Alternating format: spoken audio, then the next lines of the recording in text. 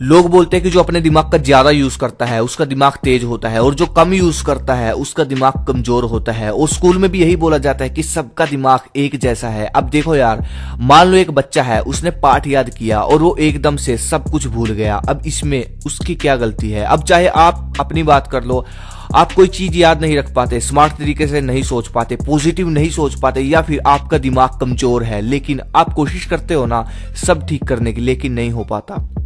बहुत सारे रीजन हो सकते हैं, जैसे कि आपकी नींद गहरी नहीं है। बेशक आप 10 घंटे ही क्यों ना सोते हो, लेकिन अगर आपकी नींद में क्वालिटी है नहीं है तो आपका दिमाग शार्प नहीं हो सकता। क्वांटिटी की बात नहीं कर रहा, मैं बात कर रहा हूँ क्वालिटी की। आपको दिनचर्या, खान पान, सोच, बहुत सारी ऐसी चीजें हैं जिन्होंने आपके दिमाग को खत्म किया हुआ है। इसलिए इन सब चीजों को सफाई और अपने दिमाग को तेज करने के लिए मैं कुछ ऐसे मेडिटेशन लेकर आया हूँ जिसे करने से आपकी पूरी बॉडी और माइंड शांत हो जाएंगे और आपका दिमाग इंटेलिजेंट, ब्रिलियंट, स्मार्ट और अलग तरीके से काम करना शुरू कर देगा।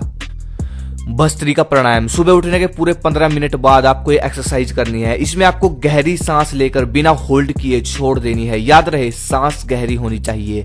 ऐसा आपको सिर्फ 8 से 10 बार करना है। जब आप नाक से तेजी से सांस लेकर ऐसा करते हो और सुबह की वो शुद्ध हवा जब आपके ब्रेन में जाकर तेजी से टकराती है, उससे होगा ये कि आपके ब्रेन के ऊर्जा का लेवल तेजी से बढ़ जाएगा।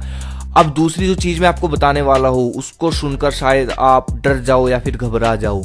Single task. आज के समय में मल्टीटास्क यानी कि एक समय में बहुत सारे काम करने की आदत आम हो चुकी है, राइट? जैसा कि पढ़ाई करते समय गाने सुनना, खाना खाते समय टीवी देखना। क्या आप जानते हो इससे होता क्या है?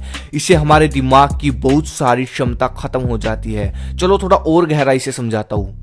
मान लो आप पढ़ाई कर रहे हो और आपके मोबाइल फोन पर मैसेज आ जाता है और फिर आप उस मैसेज का रिप्लाई करके फिर से पढ़ने लग जाते हो। अब क्या आप जानते हो इस थोड़े से डिस्टरबेंस का आपके दिमाग पर क्या असर हुआ होगा? देखो, जिस फोकस से आप पहले पढ़ रहे थे उस फोकस का दोबारा बनने में कम से कम 23 मिनट लगेंगे।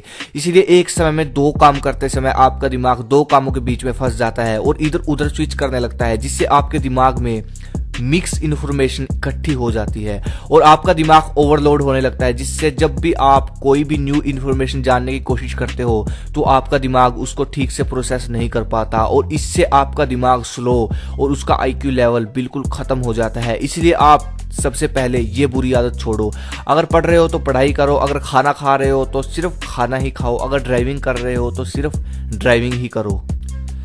अब अगर आप चाहते हो कि आपका दिमाग रिलैक्स रहे तो रात को सोने से पहले आपको एक मेडिटेशन करना है। जब आपको लगे कि हाँ अब मुझे नींद आ चुकी है, अब सोना चाहिए। ये नहीं है कि आपको नींद आई नहीं और आपको ये मेडिटेशन करना शुरू कर दिया ना।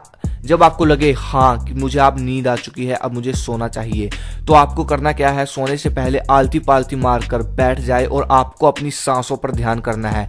सिर्फ सांसों पर ध्यान रखना है, आंखें बंद करके, और कुछ भी नहीं सोचना है। इससे आपका दिमाग प्योरीफाई हो जाएगा और अब आप सो जाओ। जब आप सोओगे तब आपका दिमाग गहरी नींद में चला जाएगा। इसलिए ये मेडिटेशन सोने से पहले जरूर करें। और हाँ, सोने से पहले ये मेडिटेशन जब आप करते हो तो अपने मोबाइल फोन को दूर रख दे, क्योंकि मोबाइल से निकलने वाली रेडिएशन आपकी नींद को कभी भी गहरी नहीं होने देगी। जब तक आपका मोबाइल आपके पास रहेगा, अपने मोबाइल को बहुत दूर रख दे, बहुत दूर, ज्यादा अपने पास नहीं रखना। अनुलोम विलोम। सांस तो आप नॉर्मली भी लेते हो, लेकिन जब आप अनुलोम विलोम करते हो तब क्या होता है? देखो, सबसे पहले अनुलोम विलोम करते कैसे है ये जान लो। एक नाक से गहरी सांस लो और दूसरी से छोड़ दो, और फिर दूसरी से लो गहरी सांस और पहली से छोड़ दो।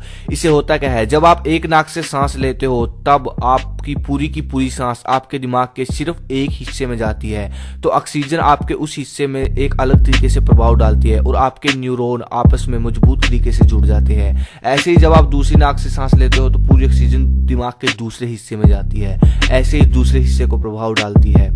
ऐसे कैसे करके आपका दिमाग मजबूत होता है। इसलिए आप अनुलोम विलोम जरूर करें।